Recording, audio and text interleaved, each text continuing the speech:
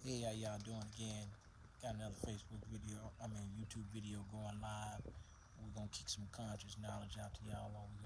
We got the family out here today. Y'all wanna see the family? They might not want to be seen. If they let me know they want to be seen, I'm gonna put them on there. So I wanna go ahead and get to the facts today. Hey girl, how you doing? Can't put your own hand again. Let's see. Alright. Anyway. So we gonna go into some of this. Hey, can you do me a favor? Can you go get that book that's in the bed, that Egyptian book that's can you do? I'm gonna go right out the book for y'all. It's some people call it the Book of the Dead. It's been known as a whole lot of different things. But what it shows you is it shows you the hieroglyphic cryptic knowledge Of Egypt, as most people know, is Egypt Kemet. The hieroglyphic cryptic knowledge that's been engraved upon the temples, the most holy temples, world temples of Cairo. And we're going to go into this information and it's going to describe to you, because a lot of people use the term gods, but they don't understand the definition of a god. Or to use the term high priest, but don't know the difference between a god of high priest, a god of high priest knowledge, and so on and so forth. There's so many different things and ways to teach and they're not being taught. taught correctly. So therefore people are getting misinterpretations. That's why you teach whole knowledge, because you never know when you're in the presence of a high priest of God, godly title. because you got, Everybody has godlike potential, but not everybody has tapped into godlike potential on the conscious level. Therefore, people running around saying, "Oh my God," and I'm conscious, but then they don't have any abilities that coincides with their so-called consciousness. You got these communities out here that say they're conscious, but then when it comes to the actual physicality of the consciousness, then it's very limited. So give me a second, y'all. We're going around, because we getting ready to go pretty deep, and we don't want to miss nothing. We don't want to miss nothing. Nothing. So yeah, a couple pieces I'm going to exhibit here and out through the lesson plan, through the session, because we're going to go into this deep. It's all about family, y'all. It's all about family. Family. So, we got a couple pieces on the back of them. But one of the biggest pieces, and I got the Egyptian Book of the Dead with me so that people can get a better understanding for, so they can get a better understanding for why, from so many angles, and you get what you get. So many people want to talk about, well, be careful, you have eavesdroppers. You're going to always have eavesdroppers, even if you sit in the bedroom rehearsing your stuff, talking to yourself. There's always so-called spiritual eavesdroppers. So people always want to be cautious of things that they don't. How you going to be cautious of something you don't understand?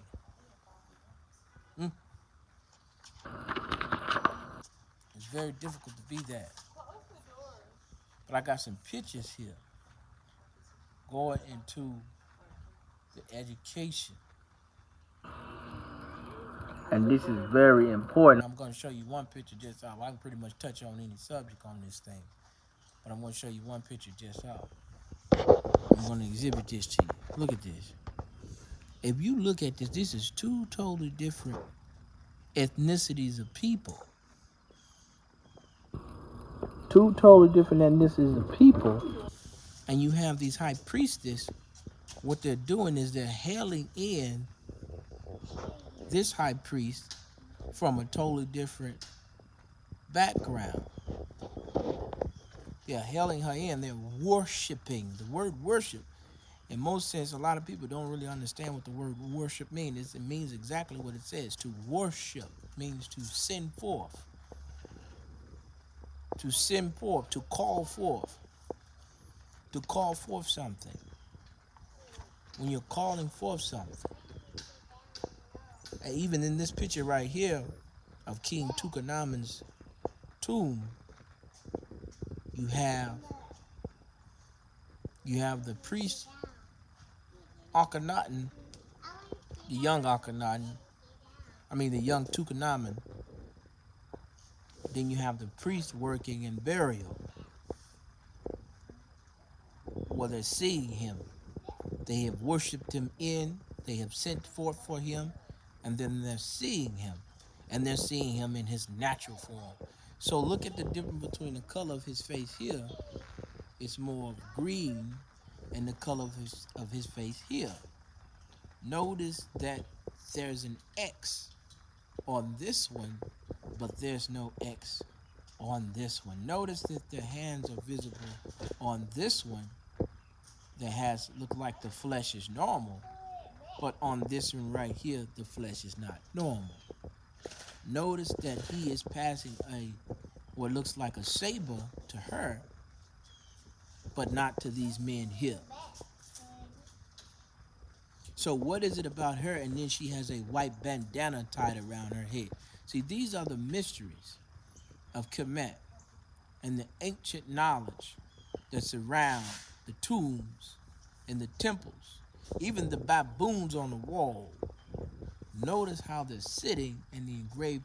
All of these things coincide to tell you if there's two of him, one is decolored and one is not.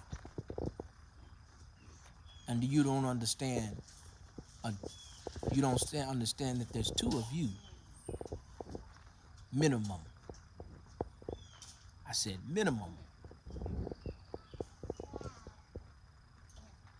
When you look at the physical world, that there's A physical world that we call a living world, and then there's a dead world that we call the spiritual realm. So, oh well, why are you picking this book? It's telling you something. But if you have not spiritually traveled to an extent, then you can't read something that is simple, straight to the point, and right in front of you. Everybody want to talk about Mayat, which goes into the fruit of new wheat.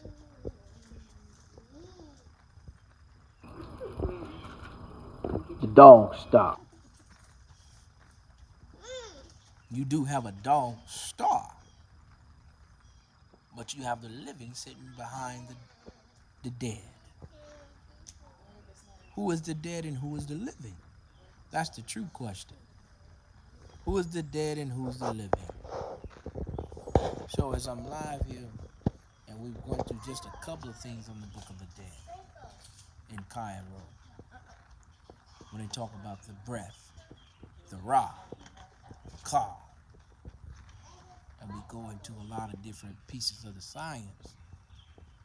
I gave you small pieces to show you a little cryptic knowledge, ancient cryptic knowledge, and a lot of these things go very, very, very, very far back. But we go into these things so that we can use some type of science. And a lot of people still really, truly believe that these temples were built with human hands. And that's exactly the opposite of how they were built. The opposite of the tools that were used in the processes for building those temples. The opposite of the meaning of them to begin with. Why would you build something with human hands and the interpretation of what you want to share for a million years to come is that these things are still standing? What human, if you want to say human, structure is still standing after that long period of time? And that doesn't just go for the pyramids or the temples of Cairo, or the ones that's standing on this earth that are even older than those. The difference between those and so many others is those were world statue phenomenons. World statue, not just geographically local to its nature, but world. The interesting thing about geographically when a pharaoh takes world position is, and they create a world like a White House, if you will, a lighthouse.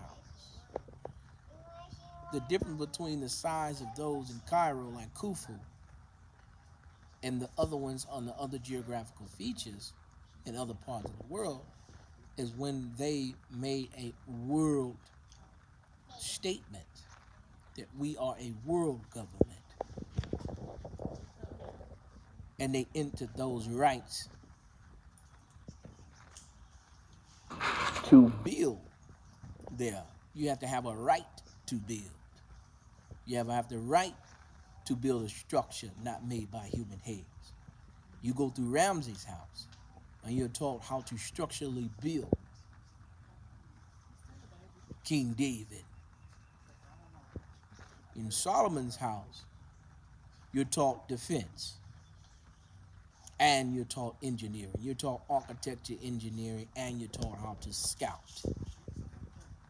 You're taught how to build from the hellfires and natures, not just of this planet, but to other domains. You're taught how to the elements, but all of that did not begin in Solomon's house. There's so many things to learn that Cairo and Khufu and so many other temples. Here's another shining picture. It shows you multiple priests. For every pharaoh, there was multiple high priests.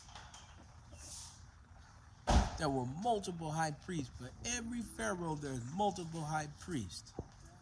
For every pharaoh, there's multiple high priests. And this is what people didn't even understand. Even the gods of today, the pharaoh, the kings and queens of today, there's multiple high priests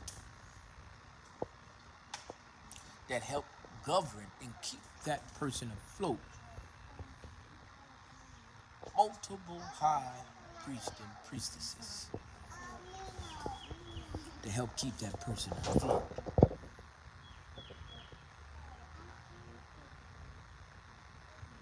So this is just one special. Please tag and share and send to your friends. I'm going to be going into a lot more information.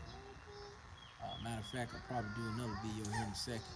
But I was giving you bits and pieces to introduce you to the knowledge, to bring you into something that most people never talk about. Because everybody wants to talk about being a king, but nobody understands the domain of a king or a high priest or high priestesses. But then they want to talk the knowledge like they understand.